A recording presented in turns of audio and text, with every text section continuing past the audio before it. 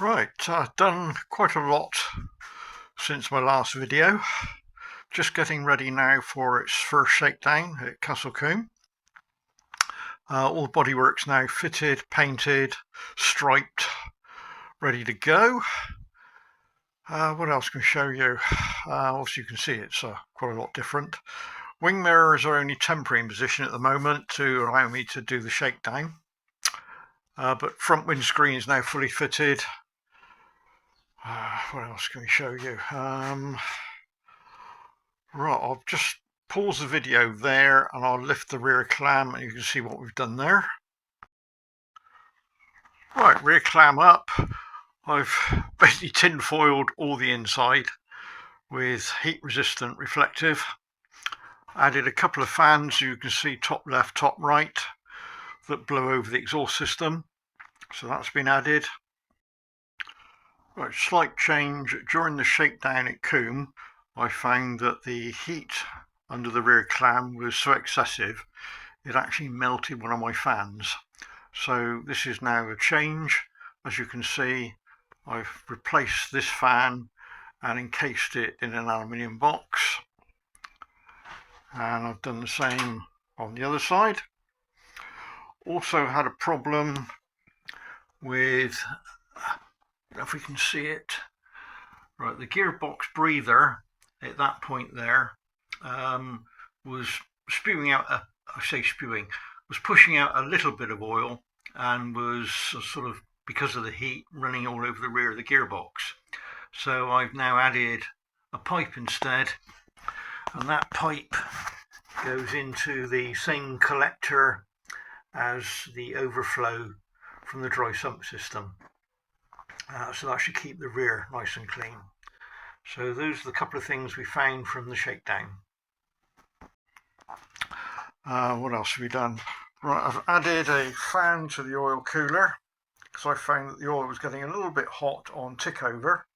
So that now keeps it around about 95 to 100 degrees. Also added two fans now to the oil cooler, as there was room for it and it made sense. So that's another change that we've done. I've added some some wire, don't know if you can see them there, to stop the rear clam going over too far. And I don't know if you can see, I've added some springs. Probably see better on this, no, probably see better on that one. So as the clam comes down, it pulls the wires out the way. Also have a stay bar fitted.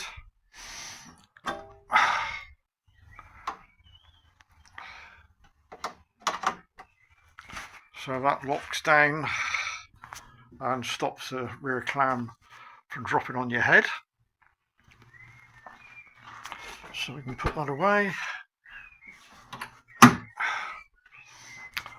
No other changes in this area at all. Everything else is as it was. Oh yeah, of course I fitted a FIA fire suppression kit, of which the main bottle lives, I don't know if you can see it, behind the seat in there. And I've gone for an electric discharge one, or electric activated one. They state to put 3 nozzles in the engine compartment and 2 in the passenger. I've actually gone for all 5 in the engine compartment, as I shan't be racing it. So I've got one in the centre there. The second one is there. Third one is there. And if we go over to the other side, and over here I've got fourth one is there, and fifth one is there. Hopefully I will never have to use it. And we have an external activation button there, and the internal button, which you can't see properly, I'll point it in, is actually on the other side there. I'm actually touching it now, so that's nicely out the way, but is reachable for the driver. and the system is armed. Just go round. It's just easier to get in passenger side.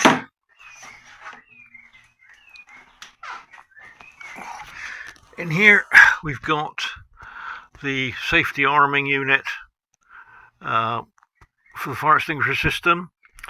The white box contains, I don't know if I can get that in focus, probably not in focus, but there we go. The white box contains all the electronics for doing the handbrake system, which is set down in between the two seats. And to do the handbrake, you've got to, so you don't accidentally apply it, you've got to push an override first, and then to select it, and then to take it off. And it's set up for IVA, so you can apply the handbrake, but you can't take it off if the ignition is off. And then you've got another switch at the back, which turns on the fans for the engine compartment. So that's the new bits inside. Also added some straps so the door doesn't go all the way open, and 3D printed some small sections to drop into the door so you can grab hold of it to shut the door. Also got a fire extinguisher on this side and one on the driver's side, just in case. Right, then we move up to the front. I'll just take the front clam open, we can see what we've done there. Right, onto the front clam. I've added two ties, you can see them, one on that side and one on that side, which pivot out the way when it closes. So again, little bobbins on each end are 3D printed, and added a stay which unclips, which again locks it in the open position. So that's that part done. Okay, I fitted the front windscreen, bonded that in. Well, that was a pain in the what's-it. The glue, or whatever you want to call it, that is supplied for bonding in windscreens is very, very thick, and it took a lot of effort to squeeze it out the tube to get it all the way around, but it went in the end. The way I did it was put the fillet on the windscreen, loaded it in, held it in with tape till it had gone off, and then where the gap between the windscreen and the body is, if you can see there, I don't know if that's going to focus or not. Let's see what we can do. There we go. I put masking tape either side, and then put a fillet in all the way round, and then using my finger just scraped along to give a slight radius to it, which filled in the gap quite nicely. I was quite pleased with it. Did the same with the rear windscreen. Due to restraints at Castle Combe doing a shakedown and a track day, they require a front tow area. So I fabricated this sort of monstrosity up. It locates, I don't know if you can see, onto the front chassis member there, and then has got a brace there going back again to a new angle which I've added across, which picks up on both sides. So that will give me my pulling force, and due to the angle there, it means it can't pull left or right. And I have to cut a hole in the front galls there for it to stick through. Well, that's the other bit I've added, is galls to the front to stop stones coming up and damaging the radiator. And just as a little oddity, I've added some wording, which is obviously backwards at the moment, but I'll show you that when I drop the nose, or when I put the nose back. Right, so it's added just in white. I think it's something like, I don't know which car company did it. They put Italy on the radiators, didn't they? If I like it and keep it, fine. If I don't, then it's just a case of a quick spray over with some black paint. That's the tow hook, just coming out through a little square I did there. And of course I had to add one at the rear. So at the rear, what I don't know if you can see, we've got the tow hook there, again attached to the chassis, and the obligatory writing. Apart from that, everything looks the same, I think, at the back.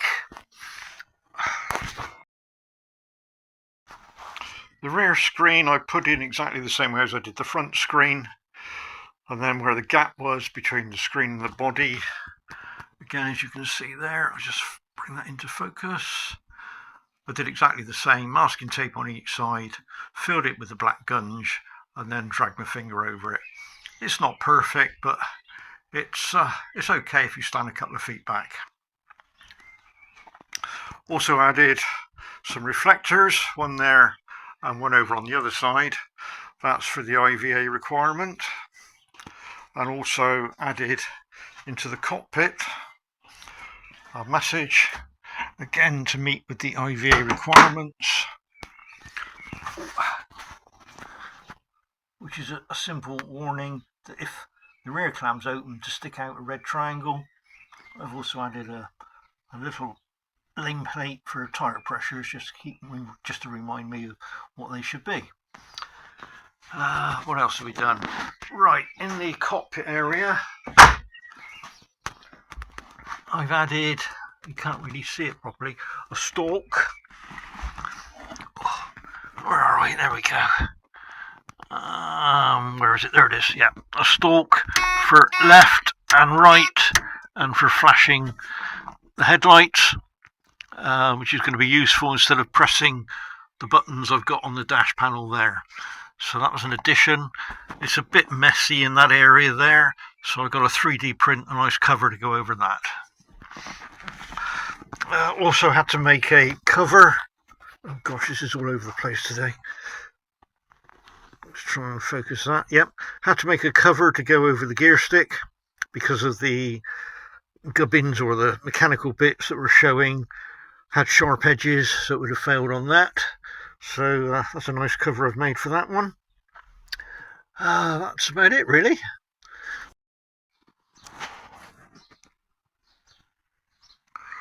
Right, also did a change to the rear door to stop it lifting, using the same brackets that came from AK, but I've added some foam, as you can see there, because I kept cracking my head on them and it didn't hurt. So I don't know if you can see what I've actually done there. Probably not, but yeah, just covered them with foam, and then a bit of carpet material over it, and also covered, where are we, the inside where it goes up onto the catch plate. I think you can see on the other one. It's a bit dark, I know, I'm sorry, but that's the best I can do. What I'll do is I'll try and put some lighting on. Hang on a minute. I don't know if that's any better. There we go. So you can see what we've done on that side. So you don't bang your head so much now. Right, so back to the original video.